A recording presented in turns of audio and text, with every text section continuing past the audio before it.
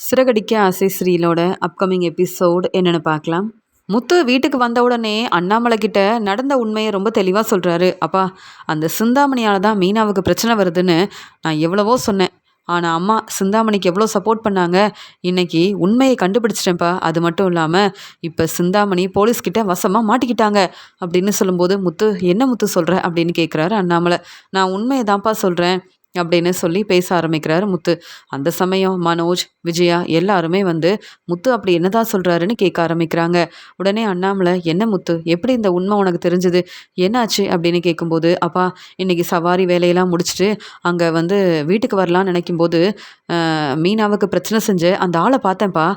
நானும் எப்படியாவது உண்மையை கண்டுபிடிக்கணும்னு அந்த ஆளை வந்து எப்படியாவது கண்டுபிடிக்கணும்னு நினச்சேன். ஆனால் அவர் அங்கேருந்து கிளம்பிட்டாரு.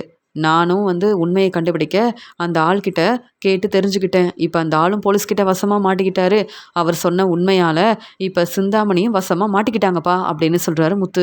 என்னது சிந்தாமணியா அப்படின்னு கேட்குறாங்க விஜயா. ஆமாம்மா, என்ன இந்த உண்மை உங்களுக்கு தெரியவே தெரியாது அப்படி தானே, இதை நான் நம்பணுமா அப்படின்னு சொல்கிறாரு முத்து. என்னங்க இந்த முத்து இப்படி பேசிகிட்டு இருக்கான், எனக்கு இந்த உண்மை எப்படி தெரியும், நான் வீட்டில் தானே இருக்கேன், சிந்தாமணிக்கிட்ட நான் பேசுகிறதே இல்லை, சிந்தாமணியை பார்க்க போகிறதும் இல்லை, அப்புறம் என்ன முத்து இப்படி பேசிகிட்டு இருக்கான்னு சொல்லும்போது, ஆமாம் விஜயா, மீனாவுக்கு இந்த வாய்ப்பு கிடைக்கக்கூடாதுன்னு சிந்தாமணி பேச்சை கேட்டு சிந்தாமணிக்கு தானே சப்போர்ட் பண்ணேன், அதனால தான் முத்து இந்த உண்மை உனக்கு தெரியும்னு யோசிக்கிறான், இதில் என்ன தப்பு இருக்குது அப்படின்னு சொல்கிறாரு அண்ணாமலை. உடனே மனோஜ் வந்து, முத்து அப்போ உண்மையை கண்டுபிடிச்சிட்டியா, அந்த ஆள் வந்து யாருன்ற உண்மை உனக்கு தெரிஞ்சிருச்சா, அப்போ சிந்தாமணி தான் அந்த ஆளை அனுப்பியிருக்காங்களா அப்படின்னு கேள்வி கேட்கும்போது, ஆமாம் மனோஜ், இந்த உண்மையை தெரிஞ்சுக்கிட்டு உடனே போலீஸ்கிட்ட உதவி கேட்டேன். அந்த ஆள் உண்மையை போலீஸ்கிட்ட சொன்னதால தான் இப்போ சிந்தாமணி வசமாக மாட்டிக்கிட்டாங்க. என்னம்மா, நீங்களும் சிந்தாமணியும் சேர்ந்து தான் இப்படி ஒரு திட்டம் போட்டு மீனாவுக்கு இந்த வாய்ப்பு கிடைக்கக்கூடாதுன்னு யோசிச்சு இப்படி ஒரு வேலை செஞ்சீங்களான்னு சொல்லும்போது, நான் தான் சொல்கிறேன்ல, சிந்தாமணிக்கிட்ட நான் பேசுகிறதே இல்லை, அப்புறம் எப்படி நானும் சிந்தாமணியும் தான் இப்படிலாம் தேவையில்லாத வேலையை செஞ்சோன்னு நீயா சொல்ல முடியும், அதெல்லாம் எனக்கு எதுவுமே தெரியாது. என்ன மனோஜ், முத்து எப்போ பார்த்தாலும் இப்படி கேள்வி கேட்டுட்டு இருக்கான் அப்படின்னு சொல்லும்போது, இந்த முத்துவுக்கு வேற வேலை இல்லைம்மா அப்படின்னு சொல்கிறாரு மனோஜ். ஆமாம், எனக்கு வேற வேலை இல்லை, ஏன்னா இங்கே மீனாவுக்கு இப்படி ஒரு பிரச்சனை நடந்திருக்குன்னு நான் தான் ரொம்பவே பதட்டமாக இருந்தேன். இந்த உண்மையை எப்படியாவது கண்டுபிடிக்கணும்னு நினச்சேன். ஆனால் நானும் மீனாவும் சிந்தாமணியால் தான் பிரச்சனை வந்திருக்கோன்னு இப்போ சிந்தாமணிக்கிட்ட இதை பற்றி பேசவும் வேண்டாம், என்னைக்காவது கண்டிப்பாக நமக்கு உண்மை தெரிய வரும், அப்புறமா பேசிக்கலாம்னு நினச்சோம். இன்றைக்கி அந்த உண்மை எங்களுக்கு தெரிய வந்துருச்சு. மீனாவை பார்த்துக்க வேண்டிய பொறுப்பு என்னுடைய பொறுப்பு தானே. அப்போ எனக்கு இதை விட பெரிய வேலை வேறு என்ன இருக்குது, இந்த உண்மையை நான் கண்டுபிடிச்சிட்டேன், இனி சிந்தாமணிக்கிட்ட அம்மா பேசக்கூடாதுன்னு தெளிவாக சொல்லுங்கப்பா அப்படின்னு சொல்லும்போது, என்ன விஜயா, முத்து சொல்கிறதெல்லாம் புரியுதுல்ல, சிந்தாமணி இப்போ போலீஸ்கிட்ட வசமாக மாட்டிக்கிட்டாங்க, சிந்தாமணி விஜயா சொல்லி தான் இப்படிலாம் நான் செஞ்சேன் அப்படின்னு சொன்னாங்க, அதுக்கப்புறம் உனக்கும் பிரச்சனை வரும், அதனால் இனி உன்னுடைய ஃப்ரெண்டு சிந்தாமணிக்கிட்ட நீ பேசவே கூடாது, சிந்தாமணியை பார்க்கறதுக்காக பார்வதி வீட்டுக்கு போகவும் வேண்டாம், பார்வதி கிட்ட பேசிட்டு வந்தால் பரவாயில்ல, சிந்தாமணி வேற உனக்கு ஃப்ரெண்டு இல்லை, அதனால சிந்தாமணி பேச்சு தானே கேட்ப அப்படின்னு சொல்லும்போது, இல்லைங்க, முத்து சிந்தாமணியை புரிஞ்சுக்காம என்னென்னவோ சொல்கிறான், என்னால் நம்பவே முடியாது. ஏன்னா சிந்தாமணி எவ்வளோ பெரிய பிஸ்னஸ் செய்கிறாங்க, பெரிய பெரிய டெக்கரேஷன் ஆர்டர்லாம் செய்கிறாங்க, எத்தனை வருஷமாக சிந்தாமணி டெக்கரேஷன் ஆர்டரை செய்கிறாங்க, மீனாவால் தான் சிந்தாமணிக்கு நிறைய பிரச்சனை வருதுன்னு எனக்கு தெரியும். ஆனால் இந்த பிரச்சனைக்கும் எனக்கும் எந்த சம்மந்தமும் இல்லைங்க, சிந்தாமணி என்கிட்ட வந்து நல்லா தான் பேசுவாங்க, ரொம்ப சந்தோஷமாக எனக்கு நிறைய உதவி செஞ்சுருக்காங்க, சிந்தாமணி என் ஃப்ரெண்டு, அவங்கள என்னால் விட்டு கொடுக்க முடியாது அப்படின்னு சொல்லும்போது, என்ன விஜயா இப்படி பேசிகிட்ருக்க, நம்ம வீட்டு மருமக மீனாவுக்கு சிந்தாமணியால் பிரச்சனை வந்திருக்கு, முத்து உண்மையை கண்டுபிடிச்சதால தான் சிந்தாமணியை பற்றின உண்மையை நம்ம தெரிஞ்சுக்கிட்டோம், ஆனால் நீ சிந்தாமணிக்கு சப்போர்ட் பண்ணுற, அசிங்கமாக இல்லை உனக்கு, மீனா இந்த வீட்டு மருமக, மீனாவுக்கு தானே நீ சப்போர்ட் பண்ணணும், உனக்கு இதெல்லாம் புரியவே புரியாதா அப்படின்னு சொல்கிறாரு இங்கே வந்து அண்ணாமலை. மீனா இந்த வீட்டு மருமக தான், ஆனால் இன்னும் மீனாவை நான் மருமகளாக ஏற்றுக்கவே இல்லை, நீங்கள் தான் மீனாவை மருமகளாக ஏற்றுக்கிட்டு தலையில் தூக்கி வச்சு கொண்டாடுறீங்க, என்னால் மீனாவை மருமகளாக ஏற்றுக்கவே முடியாது, நீங்கள் சொல்கிறத என்னால் கேட்கவும் முடியாது அப்படின்னு சொல்லும்போது, அண்ணாமலை ரொம்ப கோவமா, முத்து இனி விஜயா கிட்ட பேசி எந்த பிரயோஜனமும் இல்லை, அதான் நீ உண்மையை கண்டுபிடிச்சிட்டல்ல, அது மட்டும் இல்லாமல் இப்போ சிந்தாமணியும் போலீஸ்கிட்ட வசமாக மாட்டிக்கிட்டாங்கல்ல, இனி விஜயா எப்படி சிந்தாமணி கிட்ட பேசுகிறான்னு நான் பார்க்குறேன். சிந்தாமணி கிட்ட இனி விஜயா பேசினா அதுக்கப்புறமா நானும் யோசித்து ஒரு நல்ல முடிவாக எடுப்பேன் அப்படின்னு சொல்லிட்டு அண்ணாமலை தன்னுடைய ரூமுக்கு கிளம்புறாரு. உடனே இங்கே மனோஜ் வந்து என்னம்மா சிந்தாமணி வந்து இவ்வளோ பெரிய வேலை செஞ்சுருக்காங்க நமக்கு தெரியாமல் நம்மக்கிட்ட சொல்லாமல், அப்போ மீனாவுக்கு பிரச்சனை வர காரணமே சிந்தாமணி தானா அப்படின்னு சொல்லும்போது, அப்புறம் என்ன, மீனாவுக்கு இந்த வாய்ப்பு கிடைக்கும்னு நானே எதிர்பார்க்கல. அந்த கோவத்தில் சிந்தாமணி இப்படிலாம் செஞ்சுருப்பாங்கன்னு நினைக்கிறேன். ஆனால் முத்து உண்மையை கண்டுபிடிச்சி சிந்தாமணியை போலீஸ்கிட்ட வசமாக மாட்டி விட்டுட்டானே, அதனால் சிந்தாமணி நம்ம மேலே ரொம்ப கோவமாக இருப்பாங்க. இப்போ என்ன செய்கிறது மனோஜ், சிந்தாமணிக்கு எப்படி உதவி செய்கிறது அப்படின்னு சொல்லும்போது, நாம் என்னம்மா செய்ய முடியும், சிந்தாமணி என்ன சாதாரண வேலையை செஞ்சுருக்காங்க, நம்ம உதவி செஞ்சால் அதுக்கப்புறம் வீட்டில் எல்லாரும் நம்ம மேலே கோவப்படுவாங்க, நம்மக்கிட்ட கேள்வி கேட்பாங்க. சிந்தாமணி நமக்கு நிறைய உதவி செஞ்சுருக்காங்க. ஆனால் இப்போ அவங்களுக்கு நம்ம எந்த உதவியும் செய்யவே முடியாதுமா அப்படின்னு சொல்கிறாரு மனோஜ். சிந்தாமணி இனி வெளியில் வரவே முடியாதா, அப்படி திரும்பி வந்தாலும் கண்டிப்பாக என்கிட்ட வந்து கேள்வி கேட்பாங்க. வீட்டு பத்திரத்தை பற்றின உண்மையை வீட்டில் எல்லார்கிட்டையும் சொல்லிட்டாங்கன்னா என்ன செய்கிறது அப்படின்னு விஜயா வந்து யோசிக்கிறாங்க. இங்கே சிந்தாமணி ஃபினான்சியருக்கு ஃபோன் பண்ணுறாங்க. இங்கே ஃபினான்சியர் வந்து அங்கே சிந்தாமணிக்கு உதவி செய்கிறதுக்காக வந்து அங்கே போலீஸ்கிட்ட பேசி சிந்தாமணியை வீட்டுக்கு கூப்பிட்டு வந்துடுறாரு ஃபினான்சியர்.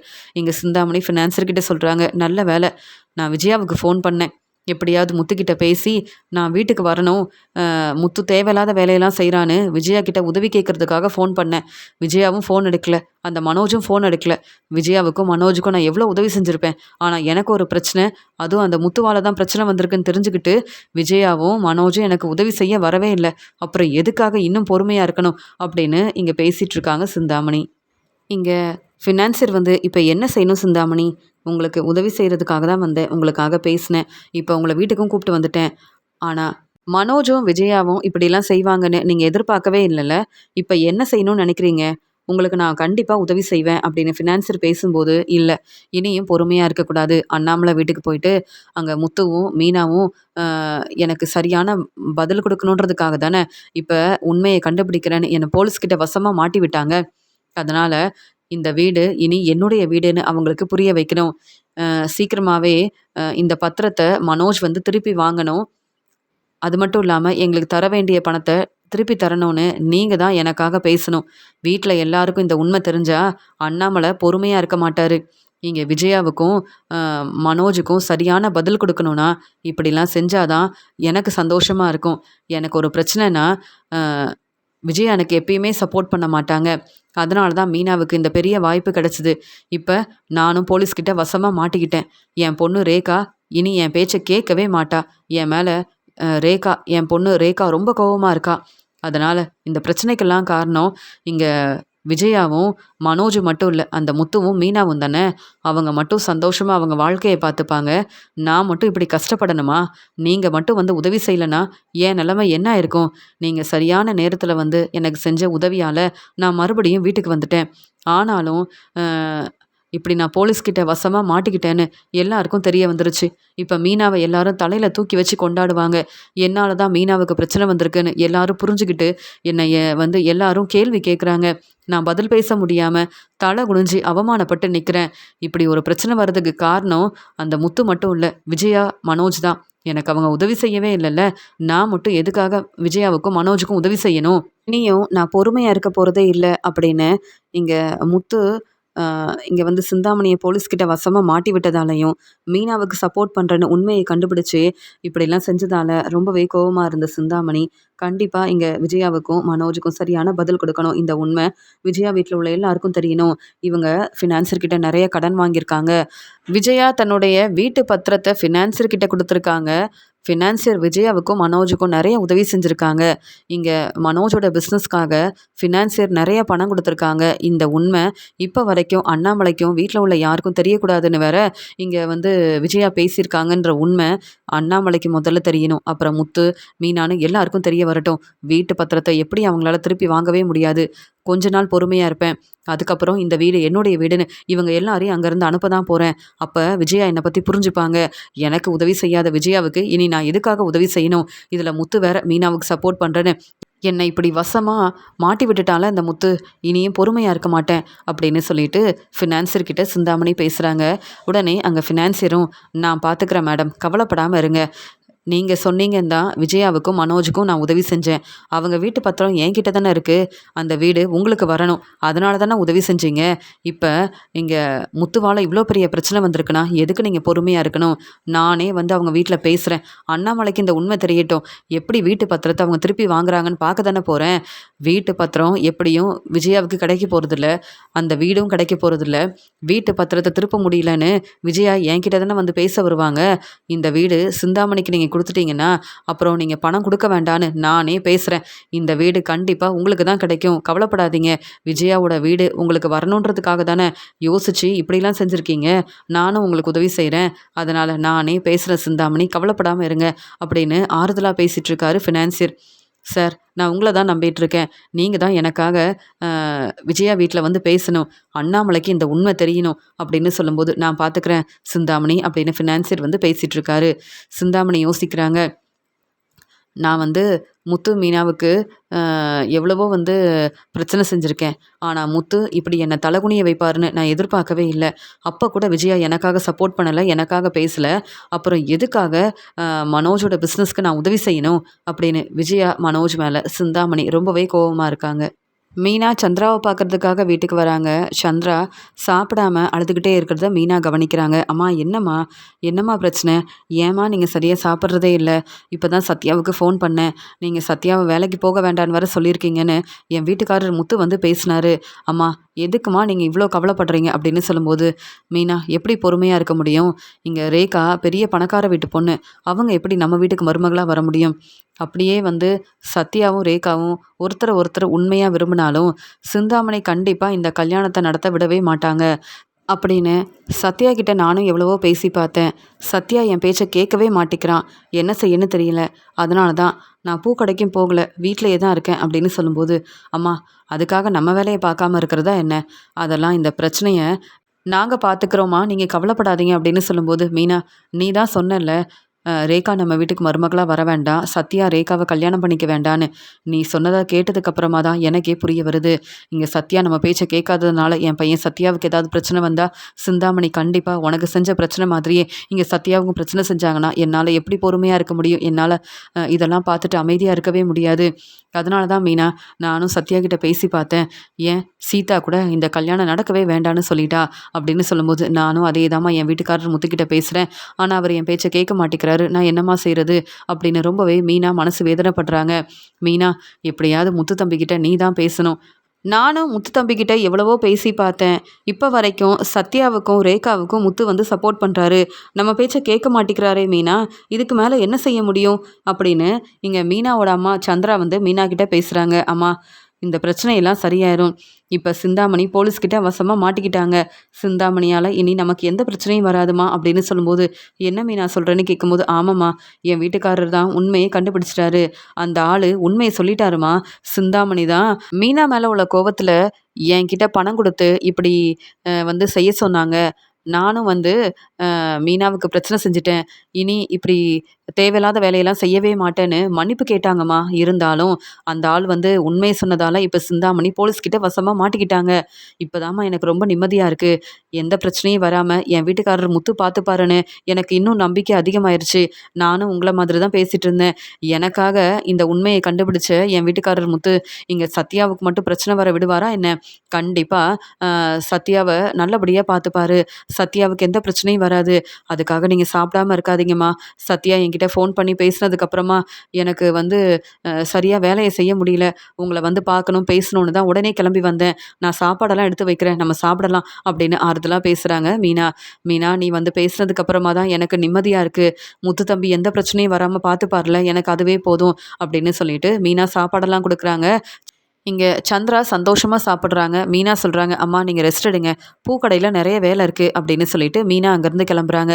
முத்து தம்பியும் மீனாவும் நமக்கு எவ்வளோ உதவி செஞ்சுருக்காங்க. அதே மாதிரி சத்யாவோட வாழ்க்கையில் எந்த பிரச்சனையும் வராமல் இங்கே வந்து சத்யா நினைக்கிற வாழ்க்கையை அமைச்சு கொடுத்தாங்கன்னா ரொம்ப சந்தோஷமாக இருக்கும் அப்படின்னு யோசிக்கிறாங்க சந்திரா. எப்பயும் போல் முத்து சவாரிக்கு கிளம்புறாரு. அந்த சமயம் மீனா முத்துக்கிட்ட பேசிகிட்டு இருக்காங்க. இங்கே அண்ணாமலை வந்து பரசுக்கிட்ட ஃபோனில் பேசிகிட்டு இருக்கும்போது இங்கே விஜயா வந்து, என்ன மனோஜே நீ கடைக்கு கிளம்பலையா அப்படின்னு சொல்லும்போது, அம்மா பிஸ்னஸை நான் அப்புறமா பார்த்துக்கிறேம்மா, இப்போ என்ன யோசிக்கிறது என்ன செய்கிறதுன்னு ஒன்றுமே தெரியல. கடைக்கு போன உடனே என் ஃப்ரெண்டு, இங்கே என்னுடைய பிஏ ஜீவானு எல்லாரும் கேள்வி கேட்பாங்க. அவங்க கிட்ட என்னம்மா பதில் சொல்ல முடியும்? இங்கே ஹரிணி வேற இந்த கல்யாணம் நடக்காதுன்னு பேசிட்டு போயிட்டாங்க. இப்போ எல்லாரும் ரோகிணிக்கு சப்போர்ட் பண்ணுறாங்க. உண்மையாக யோசிக்கும்போது ரோகிணி எனக்கு நிறையா வந்து உதவி செஞ்சுருக்காங்க, சப்போர்ட் பண்ணியிருக்காங்க. இருந்தாலும் ரோகிணி என்கிட்ட உண்மையை சொல்லியிருந்தா கூட பரவாயில்ல. இப்போ நான் என்ன முடிவெடுக்கனே தெரியாமல் வீட்டில் இருக்கேம்மா. என்னுடைய கடையை எப்படி பார்த்துக்கணும்னு எனக்கு தெரியும். நான் இப்போ கடை பக்கம் போக போகிறதே கிடையாது. நான் வீட்டிலேயே ரெஸ்ட் எடுக்கிறேன் அப்படின்னு சொல்லி பேசிகிட்டு இருக்கும்போது, மனோஜ், என்ன பேசுகிற? நீ கடைக்கு போனால் தானே நல்லா சம்பாதிக்க முடியும். இங்கே வந்து ஹரிணி உண்மையை தெரிஞ்சுக்கிட்டு இந்த கல்யாணம் வேண்டான்னு சொல்லிட்டாங்கன்னா, அதுக்கப்புறம் உனக்கு ஒரு நல்ல வாழ்க்கையை நான் அமைச்சு கொடுக்க மாட்டேன்னா என்ன? உனக்கு டிவோர்ஸ் கிடைச்சதுக்கப்புறமா ஒரு நல்ல வரன் கண்டிப்பாக கிடைக்கும் அப்படின்னு சொல்லும்போது, இல்லைம்மா, ரோகிணி கண்டிப்பாக ஏதாவது பிரச்சனை செய்யணும்னு நினைப்பாங்க. எனக்கு இனி கல்யாணமே வேண்டாம்மா. நான் வந்து என்னுடைய பிஸ்னஸை பார்த்துக்கிட்டு வீட்டிலேயே இருக்கிறேன். என்ன, எனக்குன்னு இந்த ரூம் இருந்தது. இப்போ அந்த ரூமை முத்துக்கு கொடுத்துட்டாங்க. இப்போ அதே மாதிரி இந்த வீட்டில் யாருமே எனக்கு தர வேண்டிய மதிப்பு மரியாதையே கொடுக்க மாட்டாங்க. அவ்வளவுதாம்மா. நான் நினச்சது இனி நடக்கவே நடக்காது அப்படின்னு பேசிகிட்டு இருக்கும்போது, என்ன மனோஜ், வீட்டு பத்திரத்தை ஃபினான்சர்கிட்ட கொடுத்துருக்கோம். நீ கடைக்கு போகாமல் இப்படி அக்கறையே இல்லாமல் பேசிகிட்டு இருந்தனா அப்புறம் எப்படி சம்பாதிக்க முடியும்? எப்படி வந்து வீட்டு பத்திரத்தை வாங்க முடியும்? இந்த உண்மை வீட்டில் யாருக்குமே தெரியாது. உனக்கு தெரியும்ல. அப்புறம் ஏன் மனோஜ் இப்படிலாம் பேசிகிட்டு இருக்க? ரோகிணியால் இப்படி ஒரு பிரச்சனை வரும்னு நான் எதிர்பார்க்கவே இல்லை. ரோகிணியை பற்றி நீயும் யோசிக்கிறியான்னு சொல்லும்போது, வேற என்னம்மா செய்கிறது? ரோகிணி இந்த வீட்டில் இருந்திருக்கலான்னு இப்போ தான் எனக்கு தோணுது. இப்போ தான் நானும் யோசிக்கிறேன்னு சொல்லும்போது, என்னது, ரோகிணிக்கு நீ சப்போர்ட் பண்ணுறியா அப்படின்னு கேட்கும்போது, விஜயா, மனோஜ் அப்படின்னு அண்ணாமலை வந்து கூப்பிடுறாங்க. அந்த சமயம், சரி மனோஜ், அப்புறமா நம்ம வந்து பேசிக்கலாம், உங்கள் அப்பா வேற கூப்பிடுறாரு அப்படின்னு சொல்லிட்டு அங்கே வராங்க. இனி மனோஜுடைய கல்யாணத்தை பற்றி யாரும் பேச வேண்டாம்.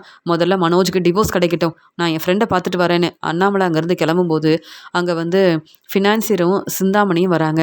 ஃபினான்சியரை பார்த்த உடனே அண்ணாமலை ரொம்ப கோவமா, எதுக்காக என் வீட்டுக்கு வந்திருக்கீங்க?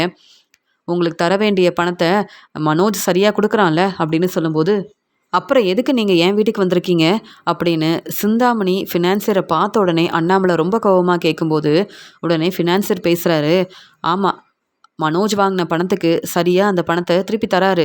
ஆனால் அதுக்கப்புறம் மனோஜ் என்கிட்ட நிறைய கடன் வாங்கியிருக்காரே, அந்த பணத்தை மனோஜ் எப்போ தரப்போகிறாரு அப்படின்னு சொல்லும்போது, உடனே அங்கே வந்த முத்து, என்ன பேசுகிறீங்க? மனோஜ் எதுக்காக உங்ககிட்ட கடன் வாங்கணும்? என் அப்பா தான் மனோஜ் கொடுக்க வேண்டிய பணத்தை கொடுத்தாருல, அப்புறம் என்ன உங்களுக்கு பிரச்சனை? எதுக்கு இந்த சிந்தாமணியை வேற கூப்பிட்டு வந்திருக்கீங்க? சிந்தாமணி, உங்களுக்கு வேறு வேலையே இல்லையா?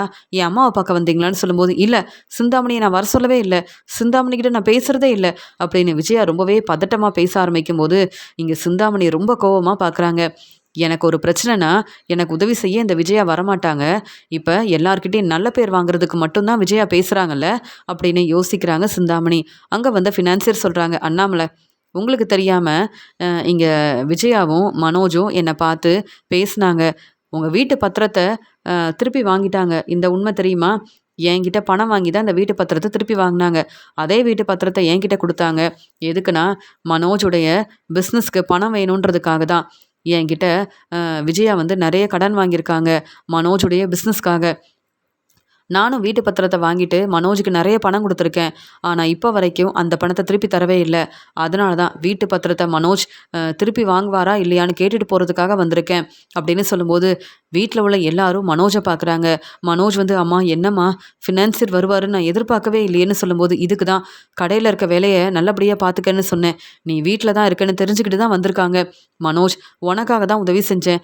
இப்போ சிந்தாமணி ஃபினான்சியர் நம்ம வீட்டுக்கே வருவாங்க, வீட்டு பத்திரத்தை பற்றி பேசுவாங்கன்னு நான் எதிர்பார்க்கவே இல்லை மனோஜ் அப்படின்னு சொல்லும்போது, நானும் தாம்மா எதிர்பார்க்கல, இப்போ என்னம்மா செய்கிறதுன்னு ரொம்ப பதட்டமாக கேட்குறாரு மனோஜ். உடனே அங்கே இருந்த ஸ்ருதி சொல்கிறாங்க, நீங்கள் அப்போவே எங்ககிட்ட சொல்லியிருக்கலாமே, இவங்க வந்து எப்படி அவ்வளோ பணம் வாங்க முடியும்? எங்களுக்கு இந்த உண்மை தெரியவே தெரியாது. விஜயாத்த, நீங்கள் வீட்டு பத்திரத்தை திருப்பி வாங்கிட்டீங்களா அப்படின்னு ஸ்ருதி கேட்கும்போது பதில் பேசாமல் தலை குனிஞ்சு இருக்காங்க விஜயா.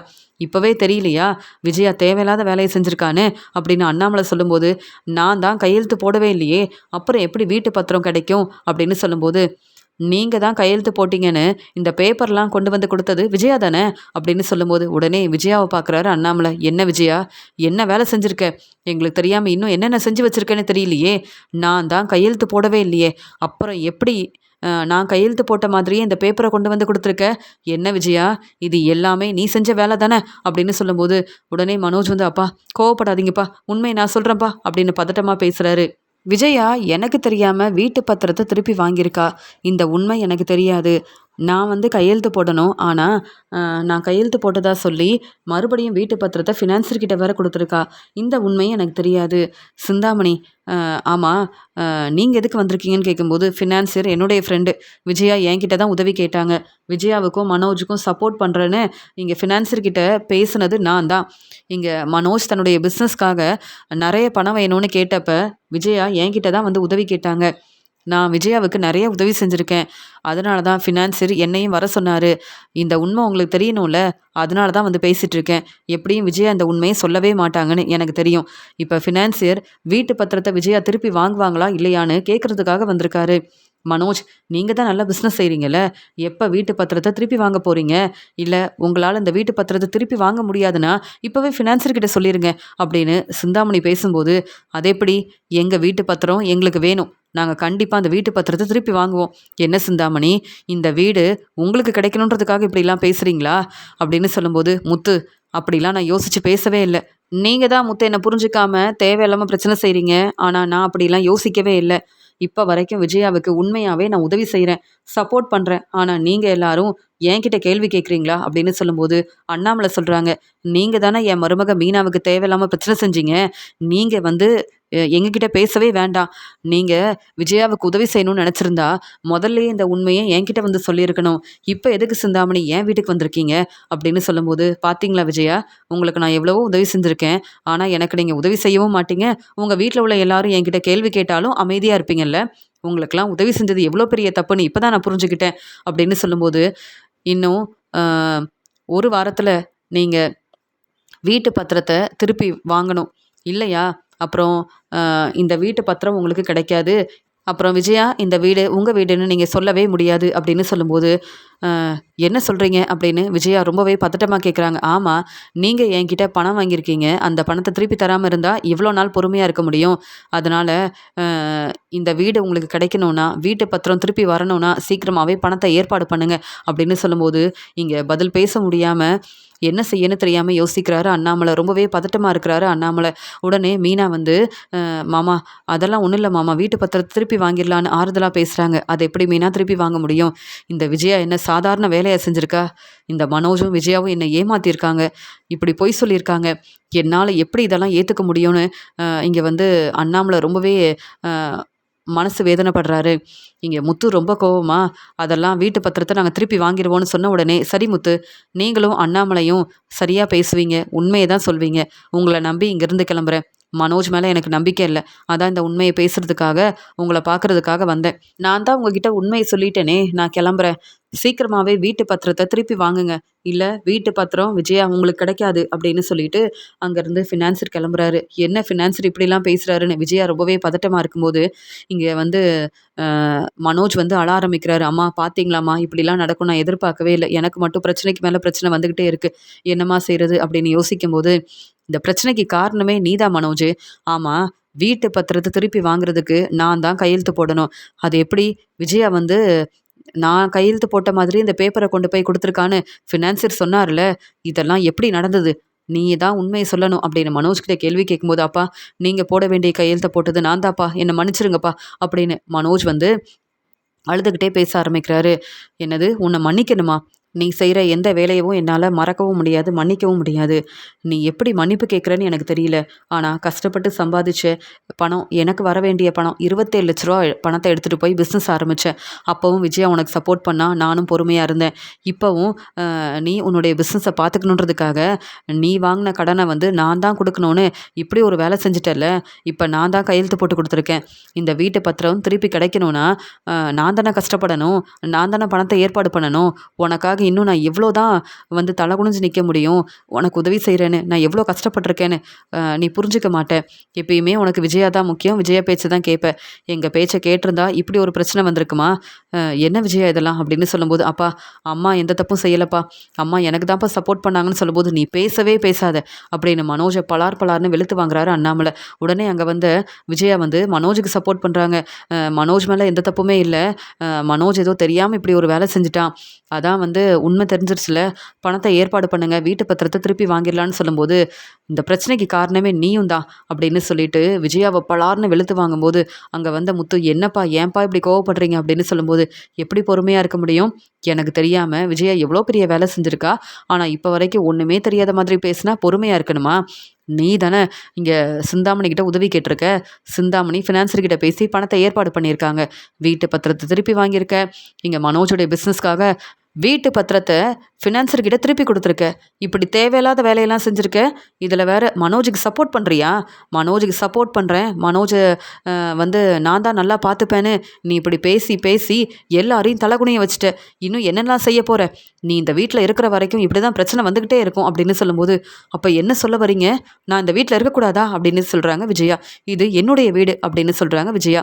"இப்ப கூட திருந்தாம இப்படி பேசுறியே, அசிங்கமா இல்ல?" அப்படின்னு விஜயாவ பலார்ன்னு வெளுத்து வாங்குறாரு அண்ணாமலை. "இதுக்கு மேல என்னால பொறுமையா இருக்க முடியாது. முத்து, இந்த வீட்டு பத்திரத்தை எப்படியாவது திருப்பி வாங்கணும். ஆனா இனி இந்த வீடு விஜயாவோட வீடுன்னு விஜயா பேசவே கூடாது. மீனா முத்துவ என்னெல்லாம் பேசியிருப்ப. இவ்வளோ நாள் நான் பொறுமையா இருந்தேன். இனி உன் பேச்ச கேட்க போறதில்ல. பேசாம மனோஜ கூப்பிட்டு இங்கேருந்து கிளம்பு.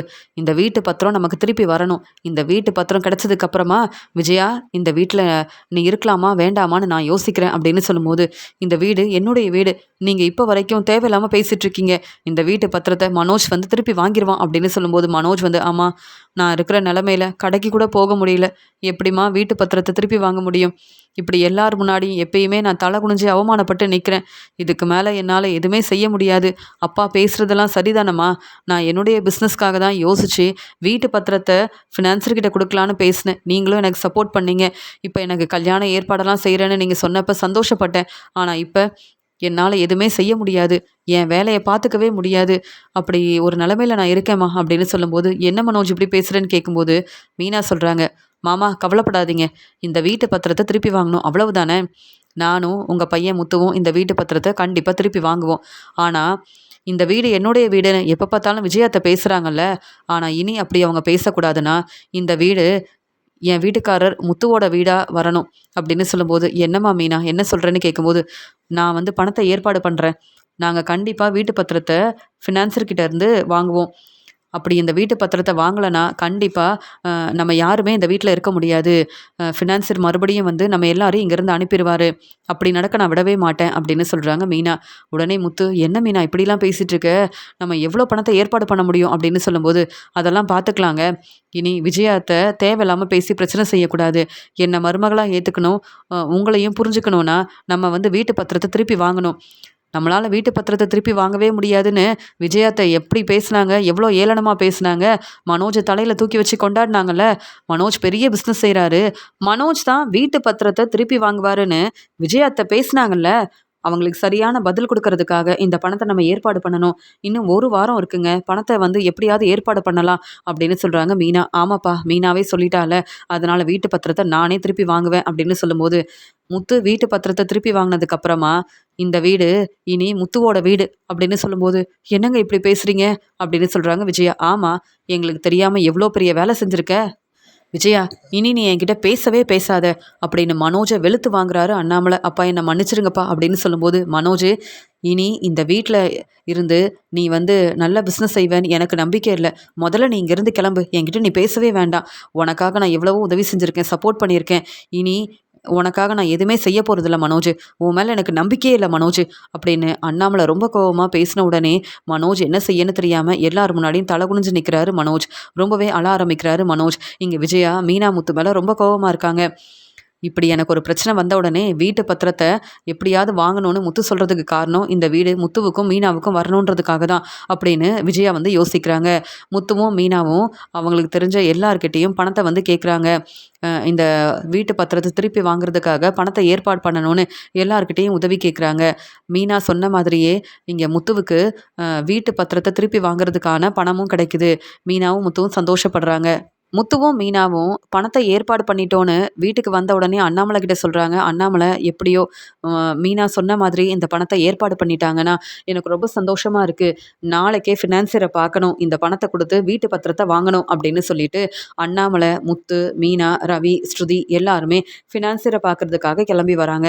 ஃபினான்சியர் இங்கே சிந்தாமணி கிட்ட பேசிகிட்டு இருக்கும்போது அங்கே முத்துவும் மீனாவும் வரதை பார்த்த உடனே என்ன இவங்க எதுக்கு இங்கே வராங்க அப்படின்னு கேட்கும்போது எனக்கு தெரியலையே சிந்தாமணி அப்படின்னு சொல்கிறாரு ஃபினான்சியர். அங்கே வந்து அண்ணாமலை நாங்கள் பணத்தை ஏற்பாடு பண்ணிட்டோம், எங்கள் வீட்டு பத்திரத்தை வாங்கிட்டு போகிறதுக்காக வந்திருக்கோன்னு சொன்ன உடனே இதை எதிர்பார்க்காத சிந்தாமணி வந்து யோசிக்கிறாங்க. என்னது பணத்தை ஏற்பாடு பண்ணிட்டாங்களா அப்படின்னு யோசிக்கும்போது மீனாவும் முத்துவும் தான் இந்த பணத்தை ஏற்பாடு பண்ணாங்கன்னு இங்கே வந்து அண்ணாமலை சொல்லும்போது இங்கே என்ன செய்யன்னு தெரியாமல் யோசிக்கிறாங்க சிந்தாமணி. இங்கே ஃபினான்சியர் வந்து ஏற்கனவே முத்து தேவையில்லாமல் பேசி பிரச்சனை செய்வார், பேசாமல் வீட்டு பத்திரத்தை திருப்பி கொடுத்துருவோன்னு முத்துவும் மீனாவும் கொண்டு வந்த பணத்தை ஃபினான்சியர் வாங்கிட்டு அண்ணாமலை கிட்ட விஜயாவோட வீட்டு பத்திரத்தை திருப்பி தராரு. உடனே அண்ணாமலை ரொம்ப சந்தோஷப்படுறாரு. முத்து, மீனா, இந்த வீட்டு பத்திரம் திருப்பி கிடைக்காதுன்னு நினச்சேன், ஆனால் நீங்கள் செஞ்ச உதவியால், நீங்கள் பணத்தை ஏற்பாடு பண்ணதால் இந்த வீட்டு பத்திரம் திருப்பி கிடச்சிருச்சு. ஆனால் இனி முத்து நீ தான் இந்த வீட்டுக்கு ஓனராக இருக்கணும், மீனா நீயும் தான் இந்த வீட்டுக்கு ஓனராக இருக்கணும். இனி விஜயா தேவையில்லாமல் இது என்னுடைய வீடுன்னு பேசவே கூடாது, அதுக்காக நான் எல்லா ஏற்பாடையும் செய்ய தான் போகிறேன் அப்படின்னு சொல்லிட்டு சந்தோஷமாக வீட்டுக்கு கிளம்பி வராங்க. உடனே விஜயா என்னாச்சு, வீட்டு பத்திரம் திருப்பி கிடச்சிருச்சா அப்படின்னு சொல்லும்போது ஆமாம், வீட்டு பத்திரம் திருப்பி கிடச்சிருச்சு, ஆனால் இனி இது என்னுடைய வீடுன்னு நீ பேசவே கூடாதுல்ல, அதனால் இந்த வீட்டுக்கு ஓனர் முத்துவும் மீனாவும் தான், இந்த வீட்டு பத்திரம் இனி முத்துக்கிட்ட தான் இருக்க போகுது அப்படின்னு வீட்டு பத்திரத்தை முத்து மீனா கிட்ட கொடுக்குறாரு அண்ணாமலை. என்ன பேசுகிறீங்க அப்படின்னு சொல்லும்போது ஆமாம், மனோஜுக்காக நிறைய கடன் வாங்கியிருந்தேன், இவ்வளோ பெரிய பிரச்சனையை சமாளித்து இந்த வீட்டு பத்திரத்தை திருப்பி வாங்கினது முத்துவும் மீனாவும் தானே, இந்த வீடு இனி முத்துவோட வீடு அப்படின்னு அண்ணாமலை சொல்லும்போது இங்கே விஜயாவும் மனோஜும் பதில் பேசாமல் தலை குனிஞ்சு நிற்கிறாங்க. ரவியும் ஸ்ருதியும் ரொம்பவே சந்தோஷமாக முத்து மீனாவை பாராட்டி பேசுகிறாங்க. அண்ணாமலை ரொம்ப சந்தோஷமாக இனி இந்த வீட்டு பத்திரம் மீனா உன்கிட்ட தாம்மா இருக்கணும், நீ தான் இந்த வீட்டை பார்த்துக்க போகிற, இந்த வீட்டுக்கு பொறுப்பான மருமகன் நீ தான், நீ வந்து யோசித்ததால தான் பணத்தை ஏற்பாடு பண்ணீங்க, இந்த வீட்டு பத்திரமும் திருப்பி கிடச்சிருக்கு. விஜயா மனோஜ் பேச்சை இனி யாரும் கேட்கவும் வேண்டாம், மனோஜ் இனி இந்த வீட்டில் நீ இருக்கவும் வேண்டாம், இப்போவே இங்கேருந்து கிளம்பு, இந்த குடும்பத்தை நல்லபடியாக பார்த்துக்கிறது மீனாவும் முத்துவும் தான் அப்படின்னு இந்த வீடு முத்துவோட வீடுன்னு இங்கே விஜயா முன்னாடி அண்ணாமலை ரொம்ப தெளிவாக பேசும்போது இதெல்லாம் கேட்டுட்டு முத்துவும் மீனாவும் ரொம்பவே சந்தோஷப்படுறாங்க. முத்துவும் மீனாவும் பணத்தை ஏற்பாடு பண்ணாங்க, வீட்டு பத்திரத்தையும் திருப்பி வாங்கிட்டாங்க, இப்போ வீட்டில் உள்ள எல்லார்கிட்டையும் நல்ல பேர் வாங்கிட்டாங்கன்னு முத்து மீனா மேலே ரொம்பவே கோபமாக இருக்காங்க விஜயா.